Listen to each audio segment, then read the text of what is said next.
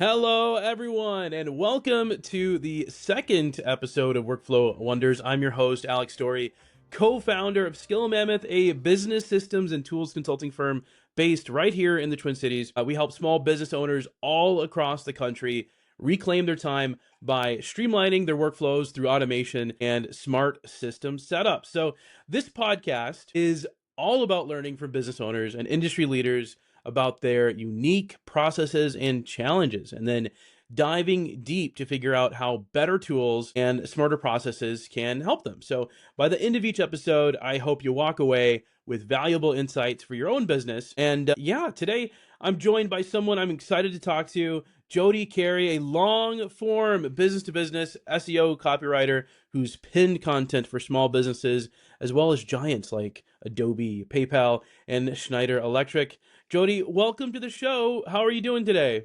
I'm doing great. Thanks for having me, Alex. I'm excited to be here.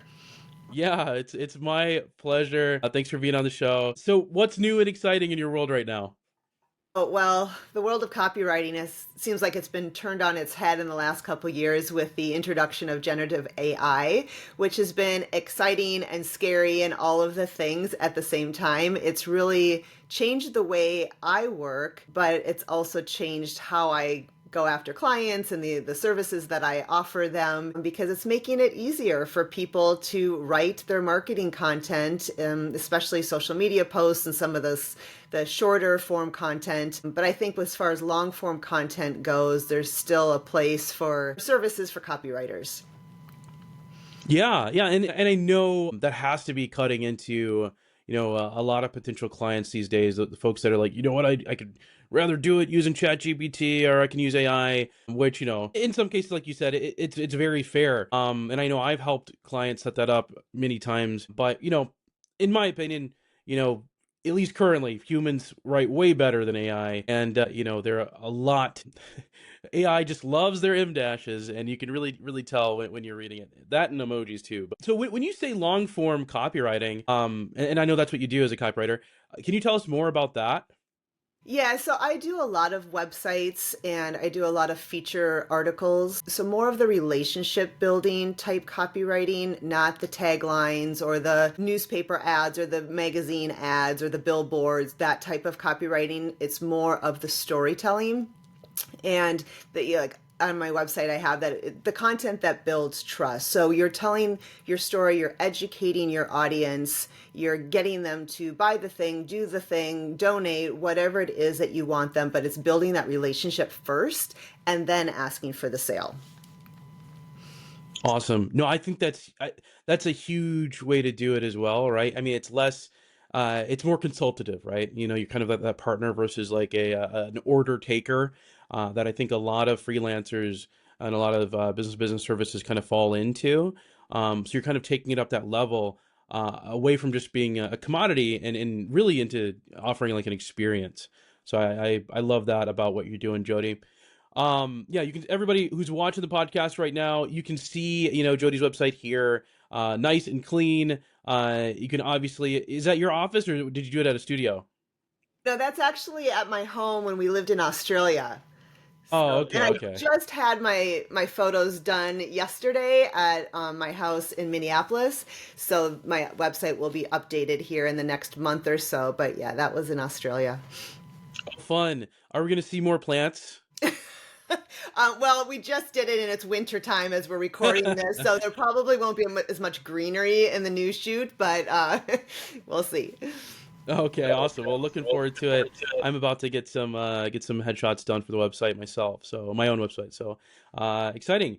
A little bit of a tangent, but yeah, everyone can see your website. Go ahead and check it out, jodycarey.com. So transitioning, I'd love to get a deeper look into how you attract, onboard, and delight your clients. And since I'm all about visualizing processes, and because processes can be tough to kind of imagine just by spoken word. I've got a Miro board ready, and I'd love to map out your customer lifecycle journey step by step. So let's go ahead and pull that up. And if you're watching the podcast, you can see this. If you're not watching the podcast, I'll try to narrate what we're doing as best as possible. But you can also find the link to the Miro board as well. So yeah, just jump into it. You can see on the screen. I've got a lot of what I imagined your customer lifecycle journey to be, kind of starting all the way from the beginning here, from your awareness and lead generation, all the way to kind of get. I didn't quite finish my mock up here, but all the way to offboarding your customers. So I guess I'll start off over here as we're kind of looking at ways to how your process works as a business. How are you currently making customers aware of you? For those of you who aren't watching it right now, I've got a couple examples here on the screen: referral networking, cold outreach, paid ads, organic, inbound. Then we have white label services as well as gig work. So, Jody, what are the different ways that you're getting your leads? Yeah, so right now it's primarily through face-to-face networking. Okay. And I've been very strategic about that in the last year, who I network with, where I go, where I spend my time. So it's that Hmm. face-to-face, and then it's through LinkedIn. That's my LinkedIn. primary, yep, through LinkedIn. I use my website to, as a way to teach people who I am, and I get that URL out there as much as I can, but I don't do any paid ads Okay. on either Google or on social media. Okay. And when you say LinkedIn, is this you using like Sales Navigator and sending in mails or doing direct messages, or are these people coming to you from like seeing your video, seeing your stuff? Yeah, I guess I post at least twice a Hmm. week. I try to post twice a week and I try to engage. So I try to be present Okay. there. And again, that is going to be people that I've met face to face, and then maybe their second tier, and then people also my connections in Australia. So keeping connected with them as well. Hmm. But I don't do, you have cold outreach on there. I do not do any cold calling. It's Hmm. all people that I know and referrals through people that I know. Okay. That's a what I like to say. That's a good problem to have. That means you're doing good work. Do you ever find it tough to rely solely on that? Do you have highs and lows in your Yeah, business as far as pipeline? I would say I do. And, we won't get too deep into the woods, but, Hmm. starting a business in Australia is very different, especially in the Twin Cities where we have a lot of creative talent.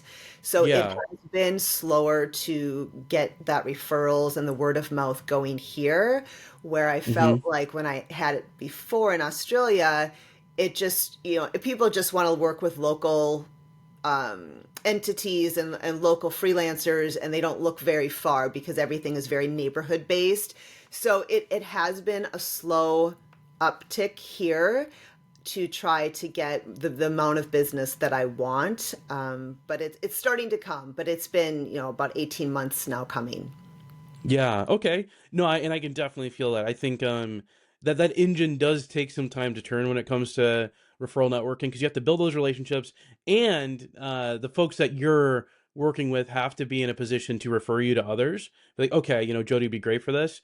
Great example is, I think you and I have both been, at least in the Twin Cities, around the same time. You've been in business a lot longer, but we started Skill Mammoth in 2023, and just now, like, we're starting to get some really big client referrals. Not to jump too far back, but I do want to say this.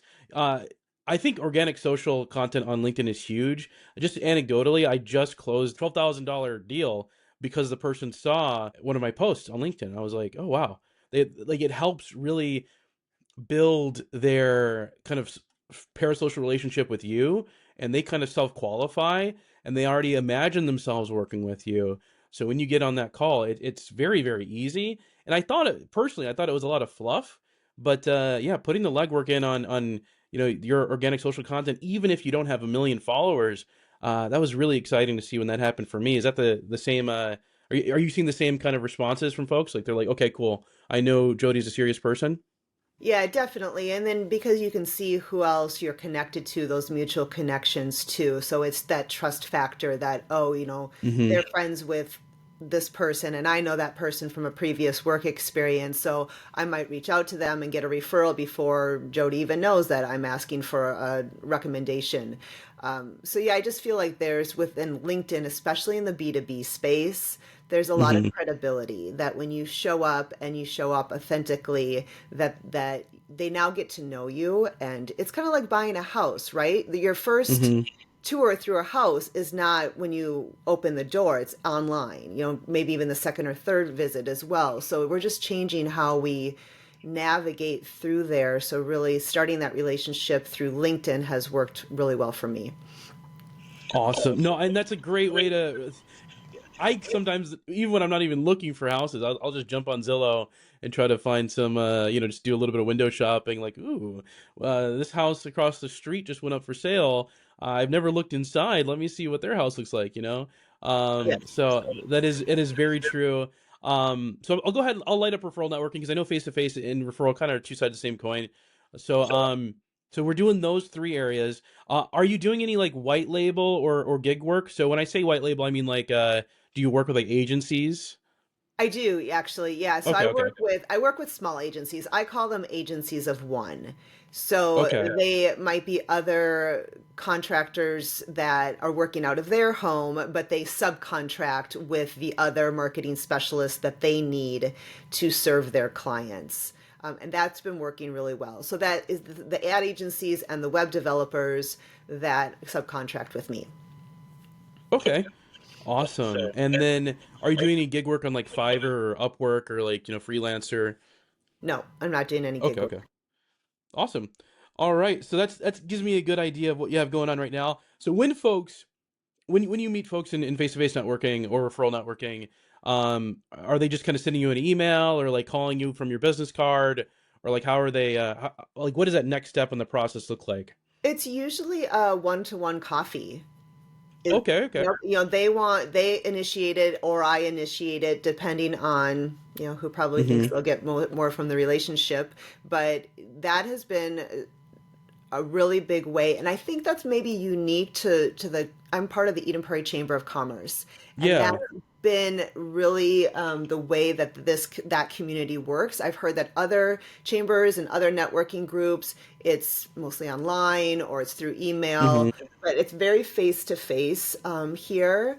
So that has been really good. But that's when I also said I have to be strategic because you can spend a lot of money and a lot of time Yeah. overly caffeinated very quickly if you do too many of those one-to-ones. So I'm much more strategic with who I meet with, or just do a 30-minute online too, just to get a feel if it's a relationship that we want to pursue. Okay. Awesome. Okay, so that's so face-to-face coffee is kind of like that first step and then is it what you kind of feel them out and then do like a discovery call? Um or is it straight to sending a proposal from there? No, it would be more of a discovery call. So, yeah, to Okay, find okay. out more about what their project is. So, definitely a discovery call that's usually, on Zoom, online, Yeah. and then I'll send out a proposal. Okay.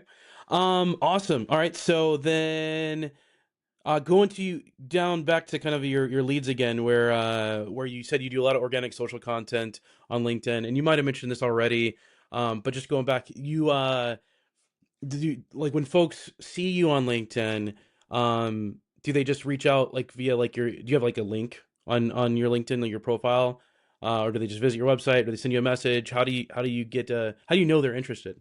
Yeah, it's usually through LinkedIn messages. Okay, LinkedIn messages. Yeah. There we go. So we'll add that as like that's your metric for interest expressed. So I'll put that down as positive response. So a nice LinkedIn response there. Cool. All right, so that is good. And then for your nurturing and follow up, so I imagine after these face to face coffees, um, and after you get these DMs and stuff, you're doing nurturing, right? Just kind of reaching back out to make sure that that lead stays warm and they don't forget about you. What does that process look like for you today? So I have a newsletter, so I'll ask them Nice. to subscribe to the newsletter. And then I also keep track of where it's going, when to circle back with them, put something in my calendar And that's, some sticky points for me that I would love to get your advice on too, is just trying to manage that. So with my business, I'm not talking about hundreds of connections. Well, maybe Yeah. up to 100, but we're not talking about thousands of connections that I need to try to track and move through the funnel. So for the most part, I can keep a nice list of who I've talked to, when, and when to follow up. Okay. And how many folks are typically in your pipeline at a given time? I would say 50. 50? Okay. That's still a decent amount that you want, you're going to need something to track. I wouldn't be able to, like, sometimes like you go to a restaurant and a server knows like your order and doesn't have to write it down. I could not do that with 50 people. So that's kind of where so that is, yeah, I think a good CRM system would probably help you out with that. Um, and then you can figure out what you've been saying to folks. What was the last thing you talked about? Keep track of that so you can kind of keep on make sure those plates are spinning and they're still interested. I love that you have a newsletter. That's another thing that I've started. If you don't mind me asking, how big's your subscriber count? So I just started it, and Okay, so I'm at about 80 right now. But 80. yep, Okay. and they're all people that I know. So Mm-hmm. I haven't advertised it beyond people that are outside of my sphere. But so they're all people You that can I do a know. lot of business with 80 people though. Yeah, yeah, exactly. Well, that's the thing with my business. I need a handful of clients. I'm not Mm-hmm. selling a product. I'm not selling a course where I want hundreds and hundreds of people to be moving through. I just, need a small amount of deep relationships with people, because a lot of times that web developer that I was telling you about in Australia, I worked Mm-hmm. exclusively with him for 3 years. Mm-hmm. So, that was a steady amount of business. So I wasn't having to go out and get new clients all the time. And that's really the nature of my business is a small group, but deep relationships. Yeah, no, and I think that's a perfect way to look at it. And I think a lot of folks you and I, we have similar kind of businesses where we are almost like their fractional staff, right? We're kind of filling a role on their team or with their team as advisors, as consultants, filling a role that maybe a full-time equivalent would have been doing in like a traditional company or like a corporate company. So those relationships help out, and they usually lead to longer recurring and longer lifetime value, deals. So awesome. Okay, cool. So that's good. I think 80 is a great start.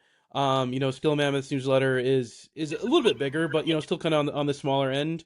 And we're doing a lot with it. And how often are you posting your newsletter? How many, emails? Yeah, I'm doing monthly right now because I know that Monthly. that's sustainable for me. Yeah. I've been Okay. told that I should do it more often, but Yeah. that works for me. And we'll do that for 12 months, see what the metrics are saying, what the open rates are, what the reaction so far, the feedback I've been getting is really been positive. So trying to make it more of an educational get to Hmm. know me.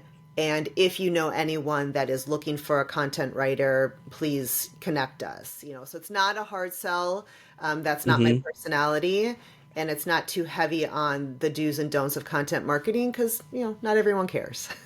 Yeah, true. Yeah, I think you might lose your audience if you get too far in the jargon. That is one of my, even in this podcast, I'm sure sometimes I get a little bit too in the weeds and people tune out because they're like, I don't care, Alex. Just tell me what I get from it. Talk about the benefits, not the features, and those kind of things. And but yeah, I think that's good. I think that's great. You mentioned volume. I try to do 2 newsletters a week, and I'm it's good if I can get to one a week. One of my mentors, he suggests one every day, because with an open rate of like 50% on average, people don't necessarily mind you spamming them. But that's so much writing though. Anyway, Yeah. moving We forward. could do, yeah, you'll have to do a whole podcast just on that part of it because, how many times have you unsubscribed? You're just like, I can't. And then it becomes a source of stress. It's like back when we used to get Yeah. magazines in the mail and you're like, oh, I want to read this. And then you have a stack of magazines next to your sofa that you never get to. And it's stress that, and it's guilt that you can't even get to reading a magazine. And that's how I feel with these newsletters that I would love to read. And then now I have it filtered where it just Hmm. filters into the read later. And I never go back to that folder and read it later. So I haven't Same. unsubscribed to a lot of them, but I don't open them either. Yeah, no, I feel that in a huge way. I don't think I've ever in like 2 years checked the read later folder on my Safari browser here. But no, that's awesome. But I will say this, just for everyone listening, everyone watching, start a newsletter if you haven't already, especially if you're a solopreneur or a small business or like a founder-led business that has kind of a face of the company there. Newsletters in 2025, they are the most reliable way to get your message across to your audience because you don't have to rely on an algorithm. If you didn't know this already, even when you post on LinkedIn or Facebook or Twitter or whatever, YouTube, not all your subscribers and followers will see that. They kind of they will only show it if it's relevant, and unless they have that turn notifications on for every single post for you in particular, they're not going to see it. So newsletters, unless people delete their email, they're going to get that newsletter every single time you hit that launch campaign button. So start it. That's my recommendation. Even if you can only post once a month, start building that list because it's a much more consistent and reliable thing than just the nebulous algorithms on social media. All right, let me just hop off my soapbox real quick. And yeah, let's get through the rest of the process. I don't want to spend too much time on this, but I imagine after you book a meeting for that more serious conversation, you do a discovery call. I imagine you have some sort of questions that you ask to make sure that they're a good fit during that discovery conversation. And then one thing that I wanted to ask you, and I'll pull up your website here just to kind of do a quick scan. Do you have any like digital downloads? I know you said you don't have a course or anything, No, but do you I have don't. I any? don't any Okay. freebies or anything like that. I do not. Okay. Yeah, the only reason I mention that is because and I don't do this myself either. I really should. Follow my own advice. But what I've seen work for other, especially folks in the business to business space and in the services space, is if folks aren't within scope and they're not a good fit for your business, what you can do is if you have a digital product or an alternative service product or like a self-serve thing, like if they're like, okay, I can't afford your services, but I still want to do this, and they can join a community or pay for a course, and you can at least get some residual income from that interaction. So I mean, this is a suggestion that I haven't followed myself just yet. And then another thing that you can do as well that is referral partners. And I know you have a lot of connections in the agency space in copywriting. Is that something that you do as well? Like if somebody comes to you for, copywriting that's not quite in your wheelhouse, do you have any partnerships I with other do. copywriters? Okay, good. Okay, Yeah. awesome. Yep. Yeah, That's really that's been great because because you don't want to tell a client no. yeah. You want to be helpful. So part of the networking is not only networking face to face to get clients, but it's also to build that network of other experts, other marketing experts that can fill a gap if it's not in my wheelhouse. Okay. No, that's great. Yeah, I think it's good. So if you're listening, everyone here, the be human about it. It's always good to refer someone to a if they're not a fit for you in particular, your company or service, just refer them to somebody that you know. And if you don't know anybody, start building those partnerships with kind of like adjacent companies. That way, if you have a partnership, maybe you can get a little bit of a referral. We call it like a finder's fee, right? And then you can kind of refer back and forth. You don't have to necessarily have like a competitive mindset unless you guys are doing exactly the same thing. So, awesome. So I imagine after that, if they are a good fit, you send them a proposal. And I know when you submitted your stuff earlier today, you told me that you use Proposify. Is that one of the ones that sends a contract and then lets them pay all in like a 1-2 punch?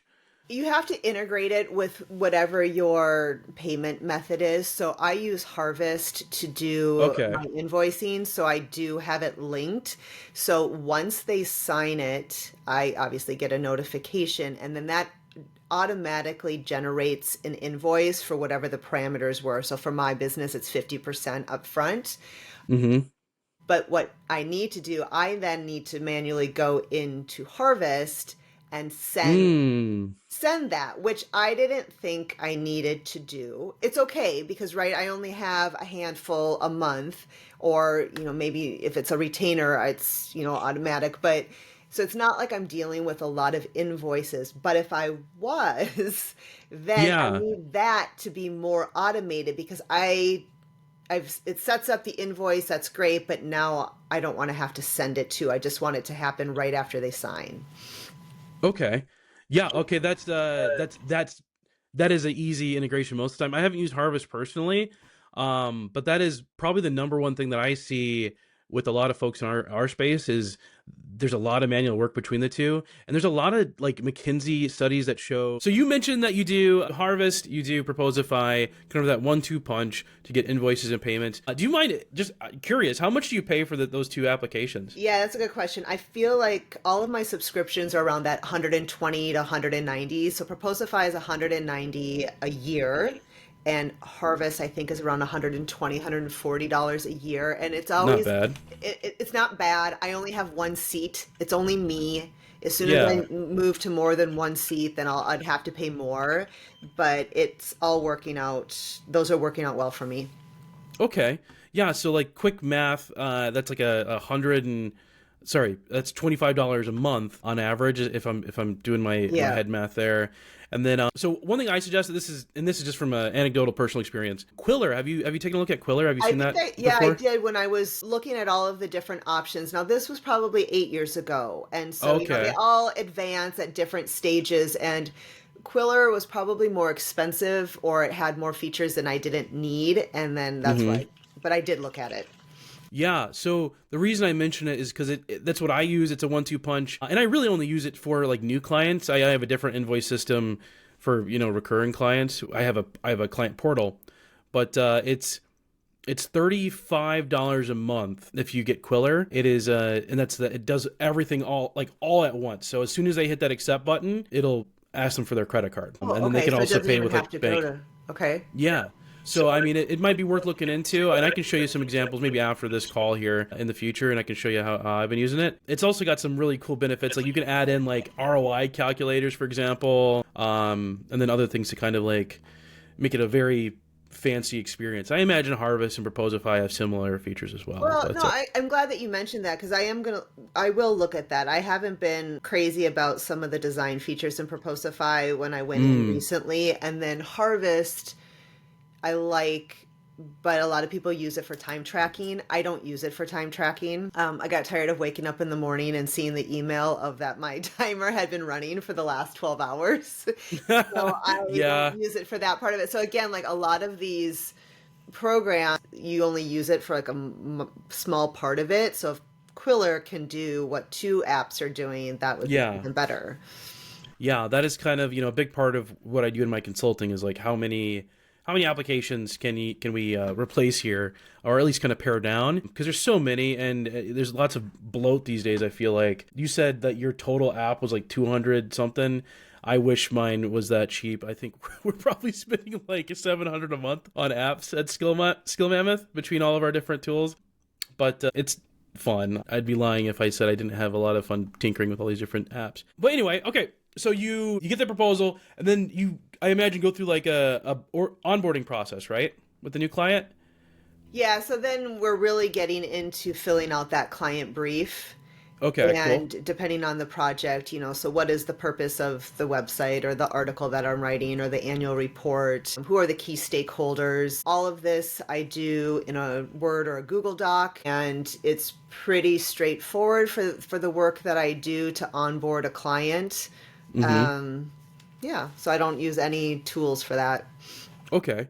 Do they, so just out of curiosity, just to see, what's working for others. So when I onboard customers, I tell them like, okay, these are the hours you can contact me. This is about like how long it takes for me to get back to you. And in a nice way, I'm like, hey, this is how long it should take for you to get back to me. Because otherwise sometimes work gets stalled if you don't give me feedback on time, and we might not hit the deadline that you want. Is that kind of the stuff that you talk about during your onboarding? Yeah, so I'll put together a timeline. And actually, I do put in a brief timeline in the proposal Mm-hmm. of expectations because, yeah, if someone takes 3 months to get feedback back to you, I do have that in my terms and conditions that then you're going to have another fee because I'm going to have to relearn all of the things that we talked about 3 months ago. So in the True. proposal, I do have that brief timeline. These are the expectations. This is what you're signing off on. And then we get to the more granular level in the onboarding process.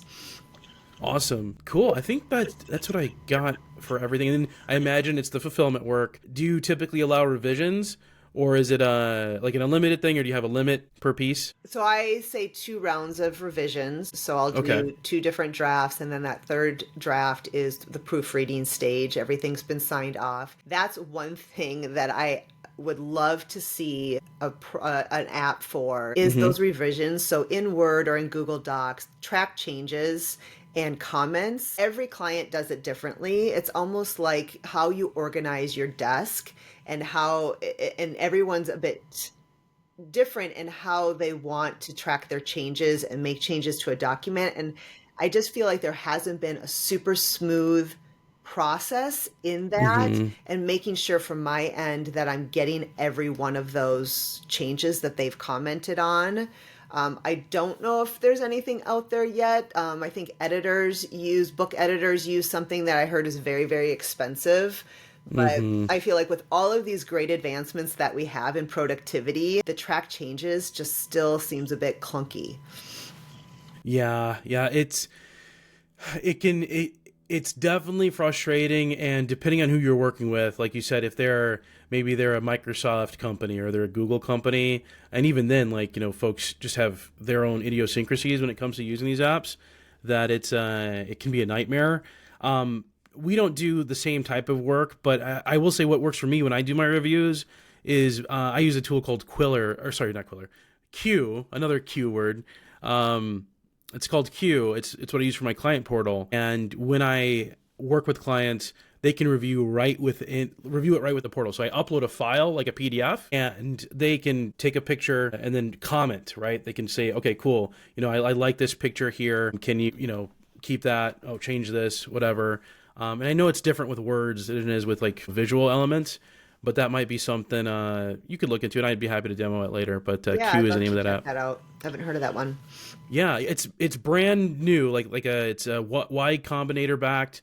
They just started like a year ago.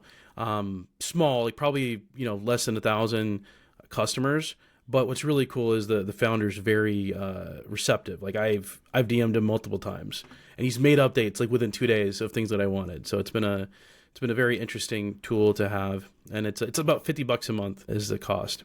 Yeah, you then publish work. And then how are you doing for reviews, Jody? Yeah, so that would be another thing that would be nice to automate. So then I will send a follow-up email shortly after the last invoice goes out, asking them to write a Google review or a LinkedIn review, and then I would put that on my website. Mm-hmm. Had a little bit of a snafu with my Google reviews. They were going up and then they were coming down. So, Mm. and like you mentioned before about the newsletters, that's your real estate. Google reviews, that's not my real estate. So Google can pull them down at any time. So that was Yeah. a big lesson learned. So luckily I knew those people very well and then added those reviews to my website, which is space that I own. Yeah. Have you found Um, that at all, or what's your process for getting reviews? so I have had that. So I do a lot of reputation management automation at Skill Mammoth, and so I have had a couple clients that ran into that exact same thing where Google My Business just decided to take them down one day for whatever reason. And yes, that can be devastating, especially to your SEO. Of course on browsers, or sorry, search engines like Google. But yeah, so the short answer is I do have a process for that. And what I recommend for everybody listening, especially if you're in a services-based business where reviews really are kind of like your bread and butter. I mean, e-com and other like product-based business is kind of similar, but it's, the product's a product at the end of the day. Service is, I think it's a little bit more reliant on reviews. But to answer the question, what I recommend is using like a tool like Fillout or Typeform or even Google Forms if you want to go for like the free route. And you can build some easy automations for this where you ask the after a project is complete, you send them an email. Hey, did you like the work that we did for you? And sometimes, by the way, it might even be worth just bringing it up in the middle of like a conversation with the client, like maybe in your offboarding or in like a debrief meeting, just saying, hey, do you mind taking this review real quick? That way they'll actually do it. Because I think, without that in-person touch, sometimes folks just ignore it, right? They got other stuff to do. So, but the reason we use a form instead of sending them directly to Google reviews is to kind of, one, like you said, keep that testimonial just in case anything happens. And two, it acts as kind of like a safeguard against if they decide I actually am really grumpy about what happened here. It gives you an opportunity to catch that before it might go public. And then you can build some automations on that. So like if it is a good review, then you can automatically send a follow-up based on that form. Say, hey, thank you for the awesome review. Here's a link to my Google review. Here's a link to my Clutch. Here's a link to my Trustpilot or my Facebook review. Do you mind, just making that public and sharing that? And then if you wanted to go the third step, you connect it with a tool like Boast or Video Ask to get that video testimonial for those top, 5 clients that are just raving about you. And then, I'll share what I do personally for Skill Mammoth. And there's some ethical stuff here. And, even I think maybe it's a little like, okay, maybe I'm incentivizing it a little bit too much. But if a customer hasn't reviewed me after what I consider is a great review, I will send them a follow-up email saying, hey, we're giving out, free Yeti mugs if for folks who review us on these sites. So I say any review will give you the Yeti, but there is that, there's kind of that suggested incentive to give me a higher review, I suppose. But that's what I'm currently doing, and it's working well for me. We recently just did a big push to Clutch, which is that business to business platform for reviews. And we've got about like 4 or 5 reviews on there now, which isn't a huge amount, but considering it was just tapping into our previous clients, I think we're growing pretty fast there. But awesome.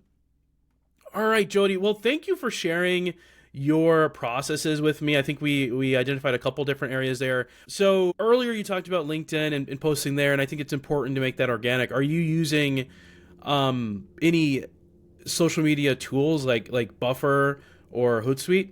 No, and I'd love to get your advice on this. So when I was doing more social media for clients, you were penalized, and we're going back 5-6 years now. You were penalized for using Buffer or Hootsuite to schedule everything. So if that was the case, then it was just taking too long to do posts for clients, and I got out of that business. So I'd be interested to hear what has changed in that space. Are you still being penalized if you're creating 6 months of content and putting it in a scheduler?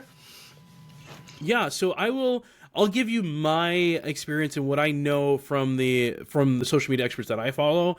And the short answer is no, you're not being penalized from scheduling, but there might be some indirect ways you're penalized. So for example, when you're naturally posting on LinkedIn or Twitter or Facebook, you're on that platform at that moment, so you're more likely to engage and comment on other posts.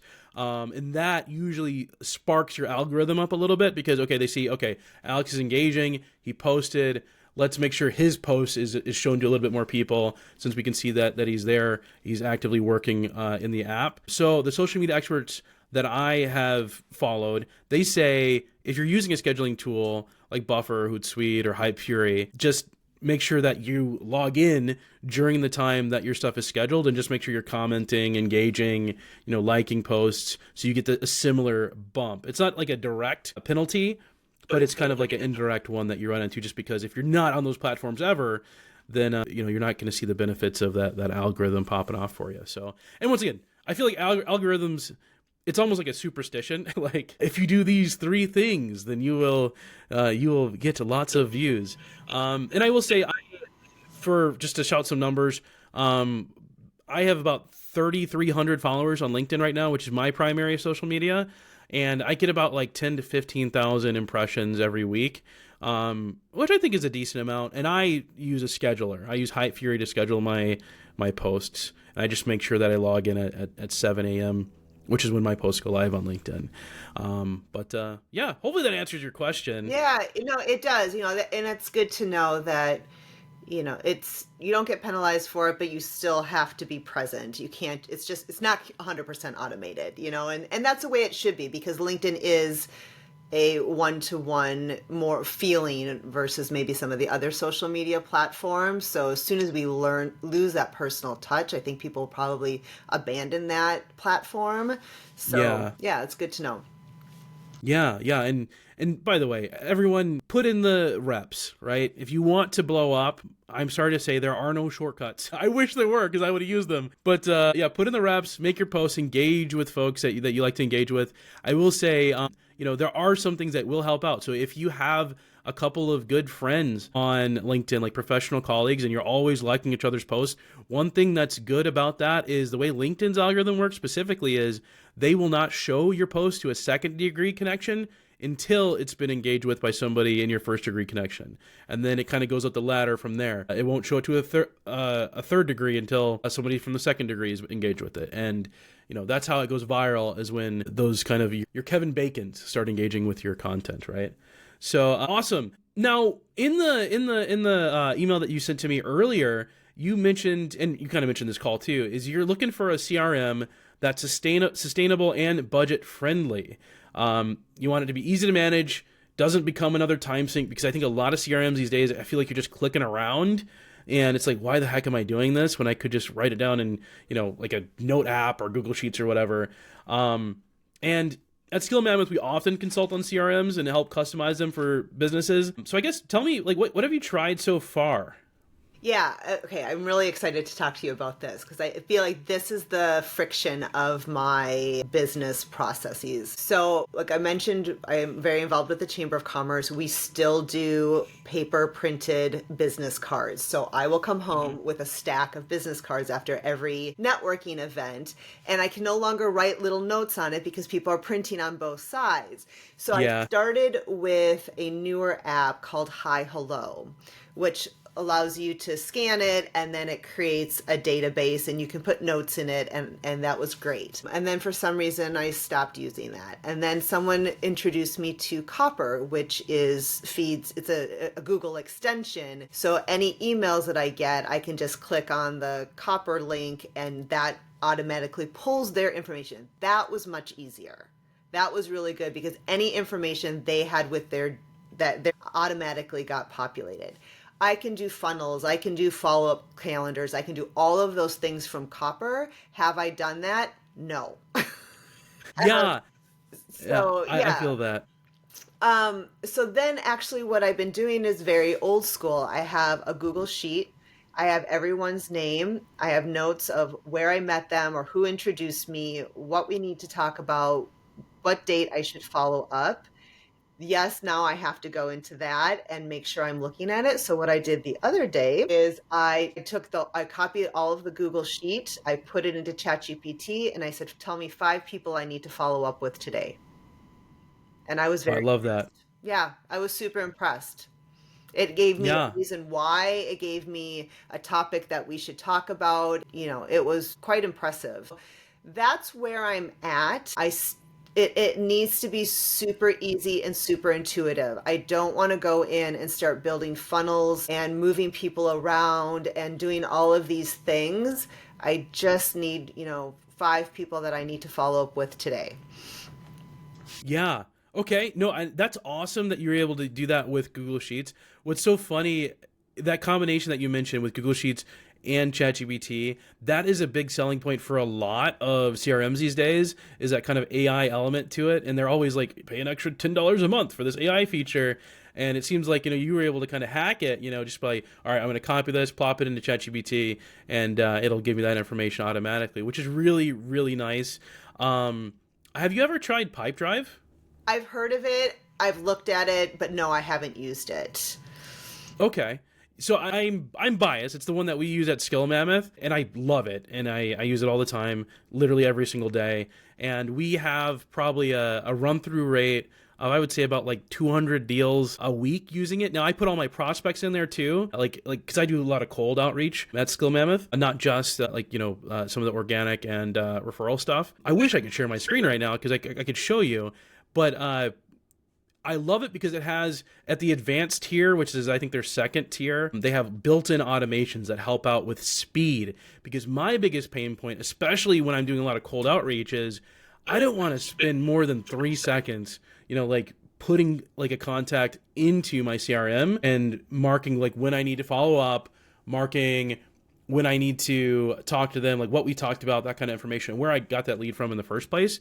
So with the automations, I'll just talk through like what I can do in Pipedrive. For example, every morning I send out 30 LinkedIn in-mail messages to folks on my Sales Navigator. And all I have to do is, once I send that message, I just take their name and I plop it into Pipedrive, and then I put a label, and the label is cold DM. And when I hit save, the automations will set up a follow-up date, automatically lose the deal if I don't get a reply on LinkedIn within a certain period of time. So I don't have to go back in and like be like, okay, they didn't respond, right? It'll mark them as unresponsive, and also have a reason why, so I can kind of work on, I'll know why I'm losing deals and kind of work on that myself. It tracks my activity goals too, because I try to do about 150 outreaches every week personally. I do have a lot of automations that do outreach too, but that helps me quantify that. And it also plugs into all of my inbound and all of my outbound using webhooks. So that's a little bit more complex. But once you have it set up, for example, like when somebody books on my Calendly for my website, it pops them into my pipeline as right on the discovery meeting section. If somebody replies to one of my lead magnets on the website, it plops them into the interest express section. So I know, okay, let's get a meeting scheduled, because they obviously like what we're doing because they engage with one of my resources. And from there, it also integrates with my email, just like what you're talking about with Copper. And you can send and receive email right from Pipedrive. You don't have to swivel chair to Outlook or Gmail, which sounds like what you're using, back and forth. So I would strongly recommend it. It's great for forecasting too. So I can see like right now, and I'll take a screenshot of this and plop it into the podcast for those who are watching. But I have 4 stages to my pipeline. I have prospects, so people that I'm least likely to sell because they have never heard of me typically. But I can put a little number there. So I'm like, let's say 1% likely to close the deal. It'll tell me based on all the deals that I currently have in prospects, I should expect about $557 from it, right? Because I have 32 deals in there, so it divides it by 100 based on the average value amount. Then same with my conversion rate for Interest Express. So I have 8 deals there. I'll probably get $863 from that. Then it gets higher the further they get in my pipeline. So for my discovery meetings, I'll get about 2,100 from that. And then for those who have made it all the way to where I've given them proposals, I will get at least $3,400 from that. So it helps forecast how much I'm going to make from Skill Mammoth at the bare minimum. I put conservative numbers. I usually hit higher than that, but those are conservative numbers because I want to be able to predict it, because it's, as a solopreneur, I want to make sure I can feed my family. So Right. It helps me predict that. So anyway, I said earlier that sometimes I nerd out about this stuff, so that might have been a lot, especially since you can't see it, Jody. But definitely check it out. For those of you who are listening on the podcast, I'll put a link, if I can, on the podcast where you can check out Pipedrive. I'm one of their affiliate partners, so folks who use the link, they get 30 days for the advanced free trial. So it gives you plenty of time, because I know usually the free trials, how much deals are you really doing in like a 7-day trial? So that 30 days gives you a little bit more time to try it out. And then if you are somebody who's interested in automation, it integrates seamlessly with integrations, like I said, with Calendly, but it does have APIs, so you can connect it to make.com and Zapier and Aiden and all that fun stuff. Anyway, this is not a Pipedrive ad. You talked about CRMs. I just wanted to share my experience with it. Would you say that who would be a competitor or an alternative to Pipedrive that other people like? Would HubSpot be something that other people use? Yeah, so HubSpot is definitely a competitor in Salesforce, and I would say Go High Level are probably like those 3 big names. Maybe even like a HoneyBook would be in there too. HoneyBook serves to kind of help with as a client portal, and it's like an all-in-one tool. But Pipedrive is a lot simpler. Like you can compare it to, especially like something like HubSpot, where it is kind of, all right, I'm doing my campaigns, I'm doing my marketing, I'm doing my website all through this one app. Same with like Go High Level. Pipedrive, you literally just you got your pipeline and your contacts. And they do, because I think, they're trying to compete, you can do campaigns from Pipedrive. And you can have like forms from Pipedrive, and you can have that kind of stuff. I don't use those. And one thing that's nice about Pipedrive, if you do go that route, they charge per company, not per user for those add-ons. So for example, if I wanted to do campaigns through Pipedrive for Skill Mammoth, I'm not paying for me and my appointment setter and anybody else on my sales team to do campaigns. I'm just paying for the company. So it kind of scales a little bit better as far as costs go. Yeah, I've heard other solopreneurs use that. That name Pipeline has come up a lot, or Pipedrive, sorry, has come up a lot. Yeah. So yeah, I think I need to look at that again. Yeah. I will say, as somebody who's very design focused, my one qualm with Pipedrive is I wish they let you white label a little bit more, like throw your logo in the corner or something, or, like, I don't know, put your own font style to make it feel like the Skill Mammoth tool. But whatever, dark mode works just as good. Awesome. And for those of you wondering, by the way, the reason I do so much cold outbound, I'm looking, and I have Pipedrive pulled up on my screen right now, is because I only have 3 referrals in my pipeline right now. So for me to hit those goals, I have to do a lot of cold outbound and, a little bit more reliable. Hopefully one day, I'll have Jody's problem. Well, it takes time, right? Like, especially if you just started your business. So that word of mouth is great, but it definitely takes years to get to that point. And I think that word of mouth can also be a negative, because if people don't, there might be customers who need your services, but if you're not out there promoting your services, they're not going to know. It's going to be harder for them to find you. So it's not the end all be all, that's for sure. Yeah. Well, awesome. Well, thanks for listening to me talk about the CRMs. I will say, like, when you're thinking about your goals with the CRM, I think the things that I heard is you want it to be kind of set and forget it. Like, you don't want it to be a lot of friction. But what are your other non-negotiables, I guess, in like a CRM? I mean, for me, it has to be it has to be with, a budget friendly application. And things need to kind of stay the same, because a lot of times these apps are changing their fonts, they're changing their way that you move through it. And when you get into a workflow, you don't want to change it. Like, I feel like it's when Google changes things around, it's like they came into my kitchen and just rearranged all of my cupboards, and I'm not okay with that. So, something that is just easy to use, and it's not going to change over time, and I don't have to learn a new program. I just need it to be intuitive. Yeah. No, I hear you there. That's huge. And I like that metaphor you say is like, when people change apps that you get used to, it is kind of disruptive to your workflow, to how you do business. So, yeah. Awesome. All right. Well, we'll kind of close out here with some rapid fire questions. And before we end up, because I know this went a little bit long, especially with all my technical difficulties, but I guess these are questions from the community, and I added one kind of fun question to end on a high note. So what's one software tool you recommend every small business should try at least once? Loom? Yeah, I use Loom too, but I'm curious to hear your reasoning behind it. Like, why do you Loom? Yeah, and it's actually kind of ironic as a content writer that sometimes it's just easier to get on a video and explain. And because we're working remotely more and more, it's still important to sell your product to the customer and to present it. So instead of just sending the first draft to a client in a Word document, I walk through it in Loom. And we don't have to have a separate meeting. We don't have to do it over Zoom. They can watch it when they're ready. They can speed it up if I'm talking too slow or rambling on. But it's me presenting my work, or me walking through something on the screen without trying to write an email and have someone follow directions in an email. So Loom, I wouldn't be able to do my job without it, or it wouldn't be as much fun to work without Loom. Yeah.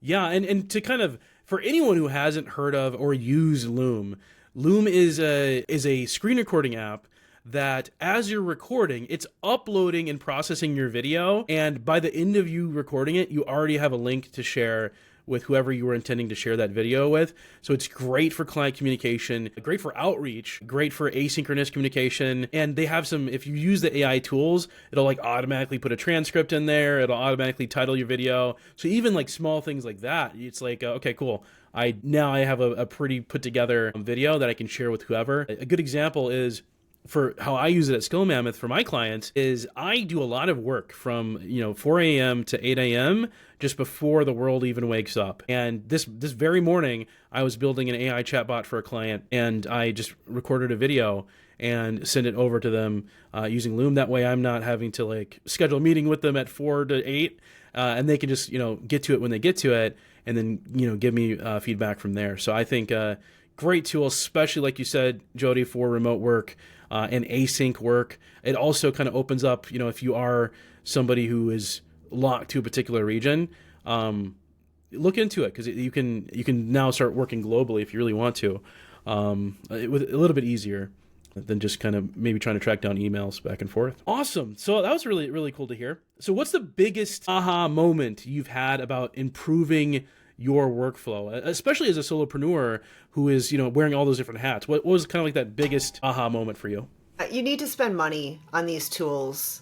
I still talk to people who do their invoices in a Google or a Word document or use Excel, and that's fine. Everything's fine until it's not fine. So as soon as I started putting money into, especially Proposify, that level raised my level of professionalism, and it wasn't just a Word doc being sent over, which is fine, but start paying for some things, but be careful of overspending. Yeah, and let me add on to that too, because I think you raise a great question, which is some folks think they can do it themselves, and you can to a certain degree, kind of hack something together with free tools. But even beyond that, like even if you have the tool, just spend money on a template at least. Like I see a lot of websites from clients, for example, and they're trying to get all creative and stuff, but they don't have a web design background, and their website ends up looking very ugly. Even with a template, even if you're not going to pay for a web designer, like spend $150 on a template. The template was created by a web designer, and it's going to, even if you don't like necessarily agree with every single design choice, the likelihood that your customers are going to like it is going to be higher than if, you just try to whip something together. That's one example, but templates for anything, right? Use those. If you can't quite afford, a professional to do that work for you, it's kind of like that happy medium. And of course, use some different tools. I think I mentioned Quiller earlier today. That is a very nice tool that makes my proposals look like I'm a Fortune 500 company, when it's just me, my wife, and an appointment setter. So so there you go. Cool. All right. What's your favorite productivity hack? And this could be like a like a personal hack or a tool or a routine, but how do you stay productive? My favorite productivity hack. I have to say ChatGPT has been really fun, especially for research. And the research part of my job, I used to have to set a timer. Okay, 1 hour, no rabbit holes. You get 1 hour to do research. That's it. Now I don't have to set those timers anymore, because I have a conversation with ChatGPT, especially if it's a subject matter that I'm not an expert in. I can still write content for that client because I can understand what their industry terminology and buzzwords are very quickly through ChatGPT. So not necessarily a hack, because that's what ChatGPT has been used for, and Copilot and all the other generative AI tools, but it's really helped my business without spending time on excessive research. Yeah, it's definitely an accelerant. And beyond that, I think it really enables folks who weren't doing certain things before to at least do something now. Maybe before people weren't doing research at all, and now they can, with a couple clicks using like Perplexity or ChatGPT, get a lot of information right in a short period of time. Great call out on that. All right, my fun question. If you could automate anything in your personal life, what would it be? Cooking. Yeah, I mean, you kind of can with with DoorDash. It might not necessarily be the healthiest every single time you automate I it, think right? For me, it's like coming up with the idea and then because we do a lot of cooking at Oh, home. So coming up with the idea, then finding the recipe that matches it, and then going to the grocery store and then cooking. So there's 4 steps. yes. And whenever my kids are home, if they can come up with the idea or one of them can go to the grocery store and take one of the 4 steps away, I'm fine. I love it. It's great. I'm having a great night. But 4 steps in that process is just too many for me. Jody, I have great news for you. As of a month ago, you can automate that. There is a tool, and you've probably heard of it. It's ChatGPT Operator. It's currently locked to ChatGPT Pro, their $200 a month plan. But it is their basically it's a almost completely autonomous AI agent that can navigate the web for you and reason through instructions. So this exact scenario somebody demoed. I'll see if I can find the post. But the operator was able to build a plan. Find recipes with a good variety, and then go into their grocery shopping app, buy all those groceries, get them ordered to the person's house, and then set up like scheduled recipes to send the user throughout the week. So and you can use it for all sorts of things because it can click around. The world's really your oyster. You'll probably get, there's probably creative ways to get that $200 worth. One of these days I might just, take the leap, buy it, and make a little video myself. But, yeah. Anyway, it's amazing. coming. Yeah. Yeah. It'll eventually get to the cheaper tier. But, right now it's they paywall it. But, awesome. All right, Jody. Well, that's all the time we have for today. Thanks so much for coming on and sharing your processes and challenges. It's been a pleasure. For anyone listening who wants to explore their own business workflows and automation, head on over to skillmammoth.com or reach out to me directly. We'd love to help you save time and streamline your operations. That's what we do best. Jody, where can people find you if they want to learn more about your copywriting services or get in touch? Yeah, so reach out on LinkedIn. My name is JodyCarey. I'm based in Minneapolis, or my website, jodycarey.com. Awesome. You heard it here again, jodycarey.com. Thank you again, Jody, for being on here. And thank you, everyone, for tuning in to Workflow Wonders. If you haven't already, go ahead and rate the podcast. We are so very new. This is episode 2. So make sure you rate us on Spotify and Apple Podcast. We'll see you next time. Cool. All right, we kind of tumbled through it. Yeah. Thank you for staying on a half hour later. Probably than the last one, but you'll get it. Yeah. Well, I know you have to go, so thank you very much. I'll get that review copy to you later today or tomorrow. Okay, anytime. Wonderful. Thanks so much, Alex. That was a lot of fun. Yeah. Bye for now. See ya. See ya.